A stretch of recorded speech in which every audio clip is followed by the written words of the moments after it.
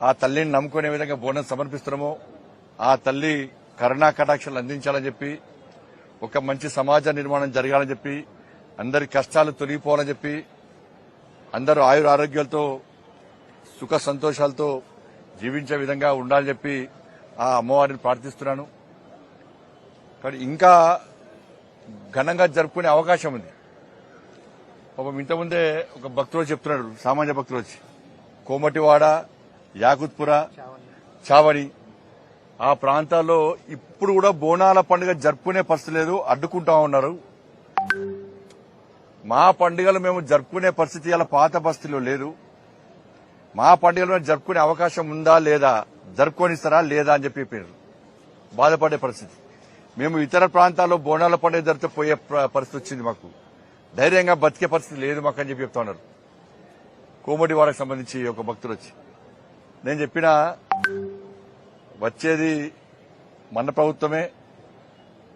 యాకుత్పుర, కోమటివాడ, ఈ వాడ ఆ వాడ కాదు, పాత బస్తీ, ఈ బస్తీ, ఆ బస్తీ కాదు, గల్లీ గల్లీలో బస్తీ బస్తీలో బోనాల పండుగను అధికారికంగా ఘనంగా జరుపుకునే అవకాశం రావాలంటే ఇక్కడ హిందూ సమాజం గురించి ఆలోచించే ప్రభుత్వం, అన్ని వర్గాలను సమానంగా చూడాలని చెప్పి కూడా ఆలోచించే ప్రభుత్వం ఇక్కడ ఏర్పడాలి. తప్పకుండా మన ప్రభుత్వం వస్తుంది. మీరు ప్రశాంతంగా పండుగ ధైర్యంగా పండుగ జరుపుకునే అవకాశం కల్పిస్తామని చెప్పడం. ఎందుకంటే ప్రభుత్వాలు మారుతున్నాయి, కానీ ఈ వివక్షత, ఈ సంతుష్టీకరణ మాత్రం ఇక్కడ అవతలేదు. అలా బాత బస్తీలో బోనాల పండుగ నిర్వహించడానికి 24 దేవాలయాలు గమనించి ఒక దేవాలయ కమిటీ ఉంది. ఇవాళ కేవలము 8 దేవాలయాల పేరుతోని 5 లక్షల రూపాయలు ఇచ్చింది ప్రభుత్వం. 5 లక్షలు, 5 लाख 5 lakhs ప్రభుత్వం చాలా గొప్పగా ఇచ్చింది. 5 లక్షల రూపాయలు పిచ్చమెత్తుంది. ఇప్పుడు ప్రభుత్వం మారింది, కానీ హిందువులు అడుక్కునే పరిస్థితి ఇంకా ఉన్నది. హిందూ సమాజం ఆలోచించాలి. బోనాల పండుగకు వచ్చి పేపర్లకు ఫోజులు ఇచ్చి ఘనంగా చెప్పుకోవడం కాదు. ఆ తల్లికి, ఆ తల్లి సేవలో ఉన్న సమాజానికి ఏ విధంగా సౌకర్యాలు కల్పిస్తున్నాం, ఏ విధంగా భక్తులందరూ ఘనంగా నిర్వహించే అవకాశం కల్పిస్తామని చెప్పి పాలకుల మనసుకు తెలిసి ఉండాలి. ఒకసారి ఆత్మవిమర్శ చేసుకోవాలి. 33 కోట్ల రూపాయలు రంజాన్కి ఇచ్చారు.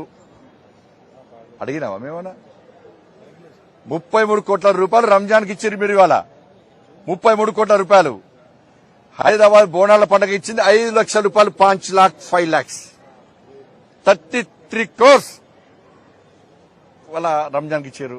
వద్దలే ఇచ్చుకోరి, ఇంకా 10 కోట్లు ఇచ్చుకోరి. కానీ ఇందులో ఏం పాపం చేసిన వాళ్ళ తెలంగాణలో రంజాన్ పండుగ మాదిరిగానే గణేష్ ఉత్సవాలు జరుపుకుంటారు కదా, భవానీ ఉత్సవాలు జరుపుకుంటారు కదా, హనుమాన్ జయంతి ఉత్సవాలు జరుపుకుంటారు కదా, బోనాల పండుగ జరుపుకుంటారు కదా, శ్రీ వెంకటేశ్వర స్వామి ఉత్సవాలు జరుపుకుంటారు కదా, అనేక పండుగలు జరుపుకుంటారు కదా. ఇచ్చింది ఎంత? చిప్ప చేతికిచ్చింది. వాళ్ళ అడుక్కునే పరిస్థితి. ఇలా భాగ్యలక్ష్మి అమ్మవారు చాలా powerful temple. ఏమిచ్చారు?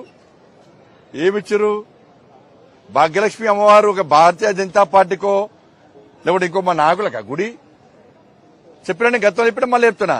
Bharatiya Janata party ప్రభుత్వం ఇక్కడ ఏర్పడిన వెంటనే మేము చేసేది ఈ భాగ్యలక్ష్మి అమ్మవారిని గోల్డెన్ టెంపుల్ గా మారుస్తాం. పక్కా మారుస్తాం, గోల్డెన్ టెంపుల్ గా మారుస్తాం. దాన్ని అనుమానం విధాలు అంతకు చెప్పినా మళ్ళీ చెప్తున్నా. కానీ 33 కోట్ల రూపాయలు రంజాన్కి ఇచ్చారు. ఇబ్బందులు ఇచ్చుకోండి, కానీ మాకెందుకు ఏరియాలా అడుక్కోవాలి. ఇదే మాట్లాడితే మొదట తోమంటాను నేను. ఇప్పుడు 2,40,00,000 రూపాయలు అసెంబ్లీ సాక్షిగా ప్రభుత్వం చెప్పింది. కొంచెమన్నా ఆలోచన ఉండాలి. తబ్లికే జమాతే ఇస్తామాట తెలంగాణకు సేవ చేశారు. ఏమన్నా తెలంగాణలో ముస్లిం సమాజాన్ని, ముస్లింలో ఉన్న పేదల వర్గాన్ని ఆదుకునే ప్రయత్నం చేసింది జమాతే తబ్లిక్ ఇస్లామిక్ ఆర్గనైజేషన్. అది ఇతర దేశాల్లో నిషేధింపబడిన సంస్థ. అది సరే ఇక్కడికి వచ్చి ఇలా ముస్లిం సమాజాన్ని, ముస్లిం పేదలను ఆదుకునే ప్రయత్నం చేసింది. ఈ పాత బతికేసి ముస్లిం పేదలకు సేవ చేసిరు అంటే మీరు 2,40,00,000 రూపాయలు మీరు ఇష్టమని చెప్పి అసెంబ్లీ సాక్షి చెప్పుంటే అంటే హిందువులు అంత పనికి రాకుండా వేరు మిగాలి. హిందువులు ఓట్లేరే మీకు. ఇక బోనాల పండుగ వద్దు. ఇవాళ ఇంత స్థాయికి దిగజారితే గత పాలకుల పరిస్థితి ఏమైందో ఒక్కసారి అర్థం చేసుకోండి. పండుగలను, ధర్మాన్ని, సనాతన ధర్మాన్ని, దేవాలయాలను వాటి లెక్కన చూడండి. నేను మాట్లాడుతుంటే రేపు మళ్ళా మాట్లాడతారు బండి సంజయ్ మతం పక్కా మాట్లాడతా. హిందూ సమాజం చెప్పాలి, బండి సంజయ్ నువ్వు మాట్లాడకు, వాళ్ళకి ఎన్ని వేల కోట్ల రూపాయలు నువ్వు మాట్లాడకు, మన పండుగలకు రూపాయి ఇవ్వకుండా మాట్లాడకు, మన దేవాలయాలు కబ్జా చేస్తాం మాట్లాడకు. పక్కా మాట్లాడతాం. మేమేం మతాన్ని వ్యతిరేకంగా మాట్లాడలేము. ధర్మాన్ని అవమానపరిస్తే, సనాతన ధర్మాన్ని కించపరిస్తే, దేవాలయ పండుగను పాలకులు అడుచుకోకుండా పక్కా మాడతాం. కానీ హిందూ సమాజం ఆలోచించాలని చెప్పి సందర్భంగా విజ్ఞప్తి చేస్తున్న పాలకులు మళ్ళీ చెప్తున్నా, అన్ని వర్గాలను సమానంగా చూడండి. హిందువుల పరిస్థితి బిచ్చ బతుకు ఏకుండి, అడుక్కునే పరిస్థితి తీసుకురాకండి.